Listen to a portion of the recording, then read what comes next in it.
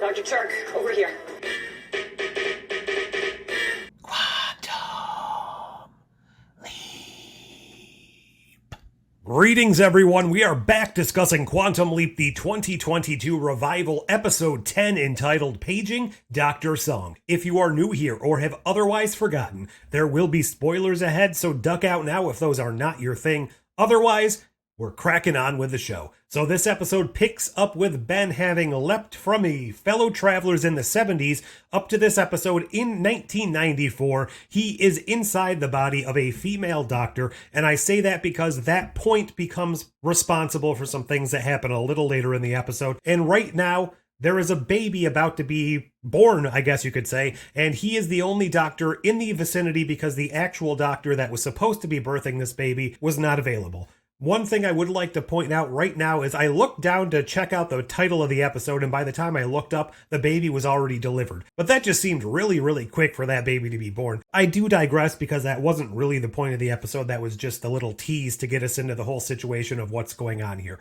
This episode primarily focused on the leap again, and I will like to take a moment here to point out that when the show first began, one of my main criticisms was it felt like they were spending far too much time in present day in Quantum Leap headquarters compared to the original show, and they weren't really focusing on the leap so much. Around maybe the Halloween episode, I feel like that started to change, and I would actually argue that Halloween episode was the best of the season so far. Ever since we discovered there's more than meets the eye in the Quantum Leap program, and Ben hiding things from the entire team, Janice kind of being involved, ever since we learned all of these situations and all of these details, it seems like we're not learning too much in each episode, and I don't think that's necessarily a bad thing. It just feels like everything slowed down in present day, and now we're actually focusing more on the leaps. Potentially, that may be due to the fact that the series was picked up for more episodes, and by the time they started filming the extra episodes, they had heard the critiques from a lot of the fan base saying,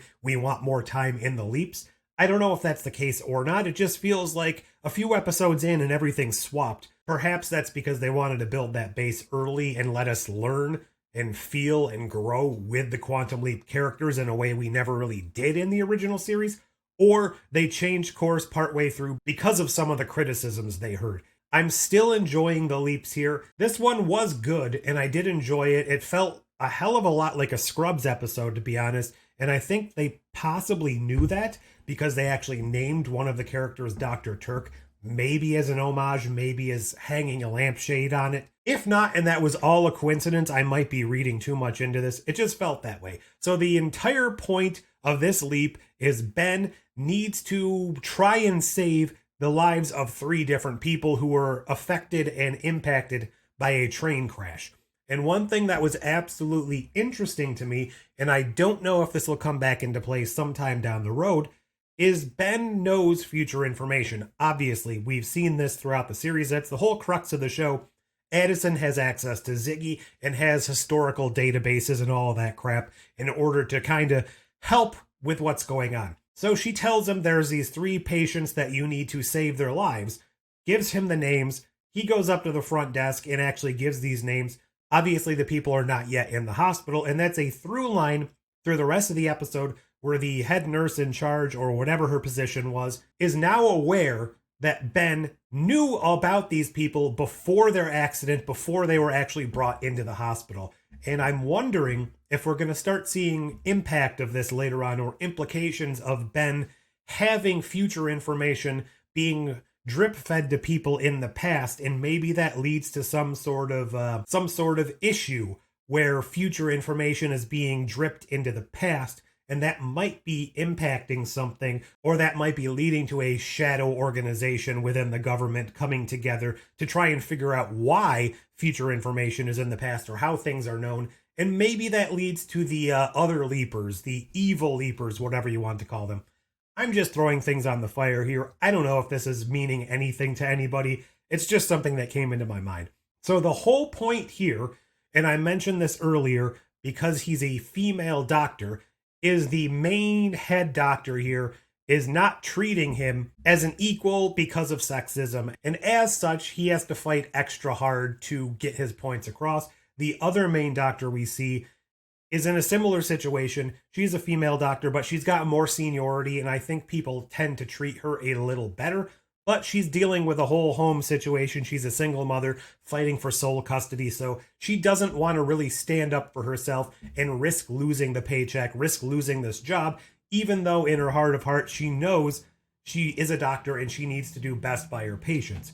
So there's a whole clinical trial going on where this drug in 1994 is about to be approved by the FDA, and they're giving all sorts of money to this hospital in order for that to be their main test bed or something along those lines. But we know with our future technology that this drug actually caused problems.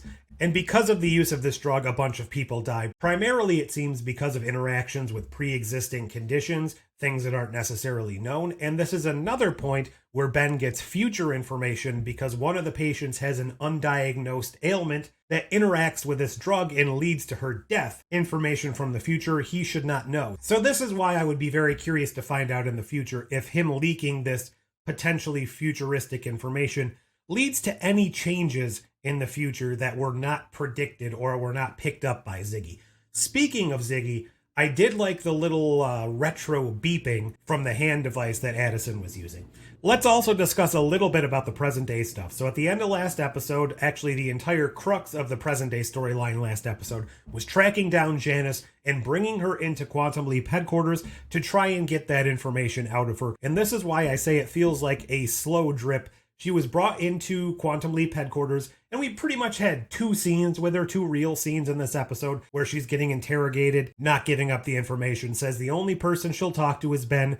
I guess for some reason they didn't want to allow her in the imaging chamber to speak with Ben. I can understand that. So she finally relents and says, well, there's one other person I'm willing to talk with. I thought this was going to be a legacy character, a returning character, an appearance of somebody that was not on the actual Quantum Leap team. I don't think there would have been a realistic way for this to have been Sam unless she was to say, you know what? I can reconfigure the Quantum Leap chamber to allow me to contact Sam, but that would have been a little unearned and a little just out of nowhere based on this whole plot line of 30 years of not being able to locate Sam.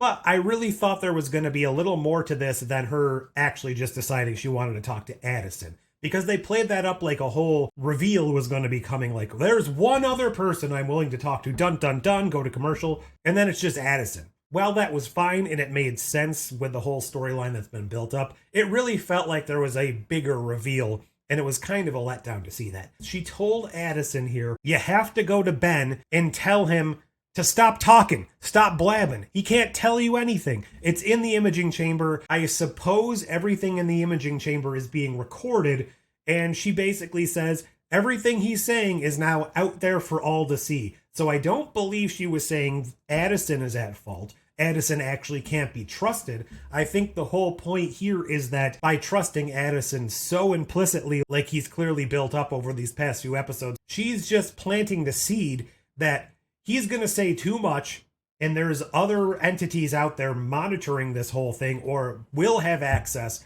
to these logs in the future, and that is something that needs to be prevented. She also drops a little nugget, incidentally, about things need to happen in a specific order or something along those lines, thus leading me to believe an early theory that I believe myself and even the Popcast discussed a little bit. There was an initial contact from the future that maybe led Ben onto this path to begin with. Perhaps somebody leapt into Ben initially or leapt into another person in the Quantum Leap program to give Ben this information. Perhaps it was Sam himself. I don't know, but there was a contact that probably started everything out, and this was probably initiated from a leap, trying to lend things a certain path through history, through time, whatever, and situations need to occur in a specific order for the outcome that they need, and this outcome is predicated on Ben being the leaper instead of Addison. Don't really know exactly how this is going to work out, and I don't think they want us to know, but I think there was an inciting factor that we're going to learn about here in the next few episodes. Ben, in the past, in the leap, is able to actually put everything together in a very medical drama type of way. One of the characters loses his wife, but in doing so, she actually is able to donate a heart to save another one of the patients. that was pretty blatantly obvious that that was going to happen. I guess just planted as a way for Ben to come up with a solution to get out of the problem. And again, similar to last episode, there were 6 or 7 different attempts throughout the episode to help change the future. Something's changed,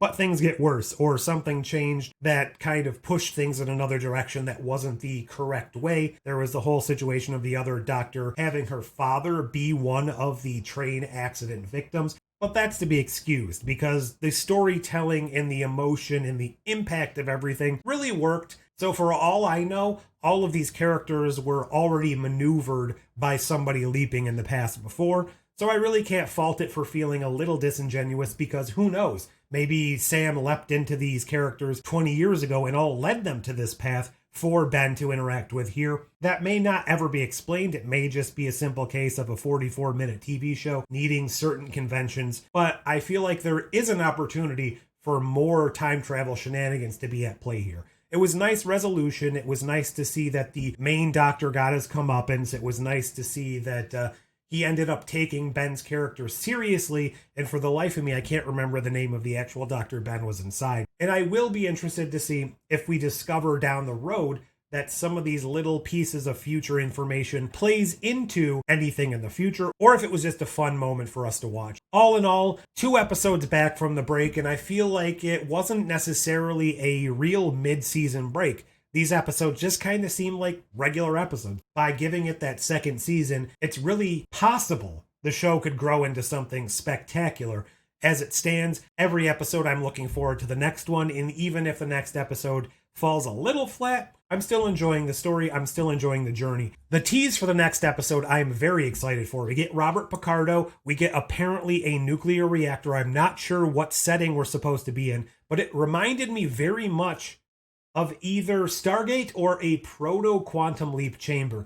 I don't think that's going to be the case, but it very much looked that way to me. But what are your thoughts? Are you enjoying the show so far? What do you think the faults are? Where do you think it's going? Leave all your thoughts below. Like, share, subscribe, do all those fancy things. And until next time, I hope your next leap is the leap home.